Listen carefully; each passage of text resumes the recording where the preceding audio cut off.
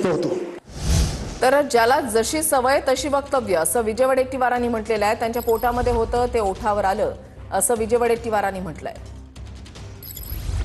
ज्याला जशी सवय तसं वक्तव्य, सवय लागली आहे हे सगळे काय म्हणतात त्याला, खोक्यांची आणि बोक्यांची।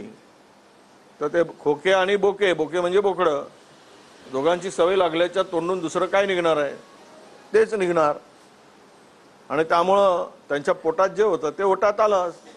संजय गायकवाड कधी कधी सत्य बोलतो आणि सत्य बोलून सत्य करतो असं माझं मत आहे। त्यामुळे 3 कोटी रुपये आणि 100 बोकडं, आता त्यांनी किती बोकडं पोसून ठेवलेत आणि किती कोटी जमा केलेत, किती कोटी वाटणार आहेत, तर यावर आता आम्हाला निवडणूक आयुक्तांना लिहावं लागेल की याच्यावर लक्ष ठेवा। 3 कोटी देतो की 5 कोटी देतो, 100 बोकडं देतो की 200 बोकडं देतो, लक्ष ठेवायसाठी पत्र